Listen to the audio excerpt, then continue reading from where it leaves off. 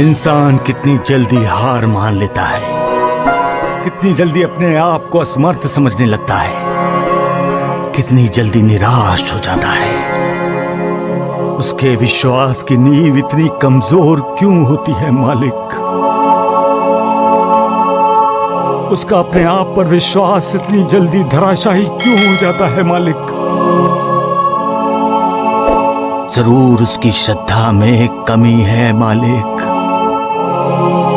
जरूर उसका सब्र कहीं ना कहीं आकर उसका साथ छोड़ देता है और अहंकार उसे नीचा दिखाई देता है।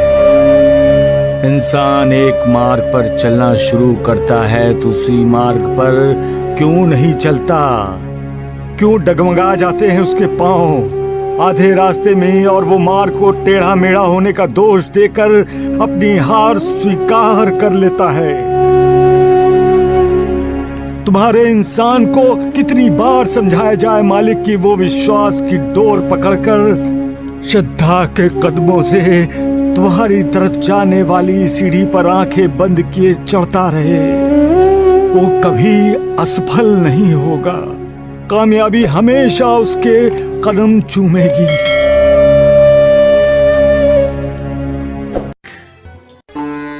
मालिक, तुम्हारा इंसान अपने आप को समझता क्या है? कह रहा है वो दूसरों का भाग्य लिख रहा है। क्या इंसान का भाग्य लिखने की जिम्मेदारी तूने इंसान को सौंप दी है मालिक? क्या तुम्हारा इंसान अपने आप को भगवान समझने लगा है?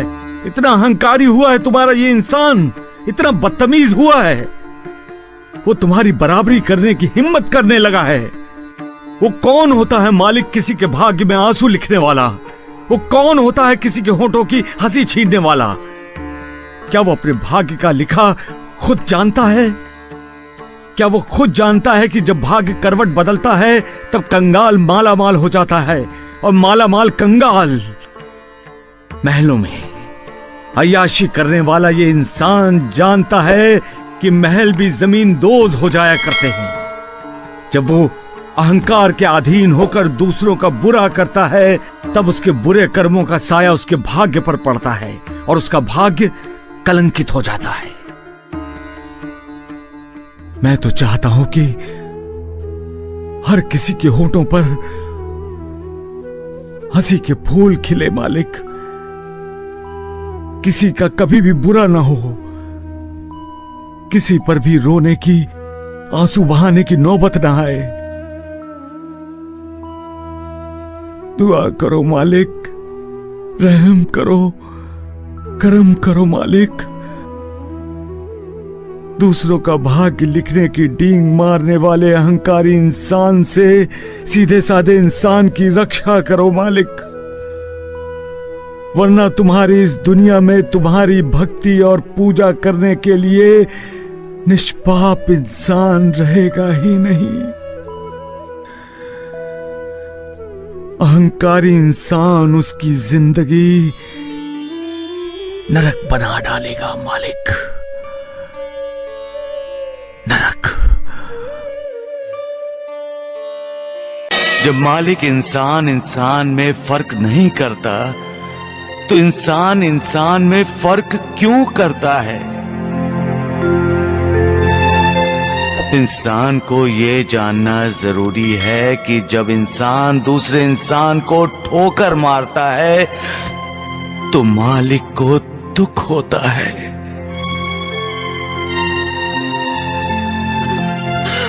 पूर्व जन्म के संस्कारों की वजह से ही इंसान दूसरे इंसान के करीब आता है। सारे संबंध, सारे रिश्ते पिछले जन्मों के कारण ही होते हैं। तो फिर इंसान के आंसू क्यों नहीं पोंछता है? क्यों उसका दुख दर्द नहीं बांटता?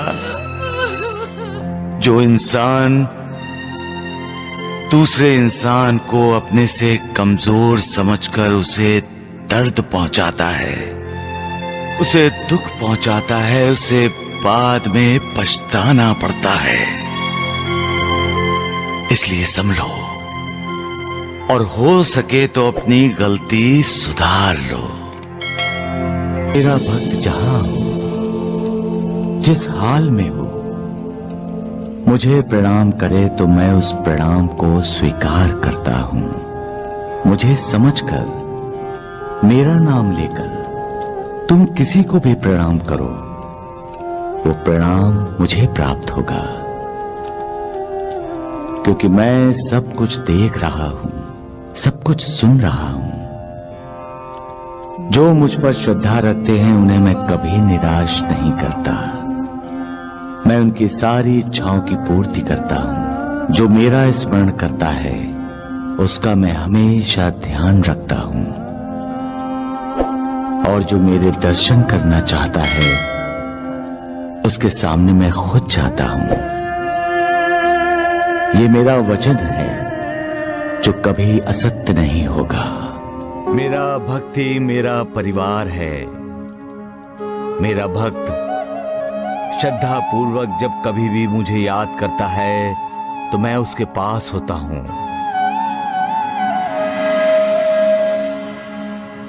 मैं शरीर से यहां हूं, परंतु मुझे 7 समुंदर के पार भी घटित होने वाली घटनाओं का ज्ञान है।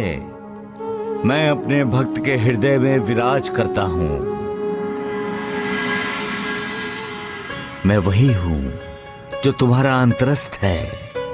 मैं ही समस्त प्राणियों के हृदय में वास करता हूं। सौभाग्यशाली और धन्य वही हैं जो मेरे सर्वव्यापी स्वरूप से परिचित हैं। मैं अपने भक्तों को अपने पास बुला लेता हूं। मेरा भक्त चाहे 1000 कोस की दूरी पर ही क्यों न हो, वो मेरे बुलाने पर शिरडी चला आता है।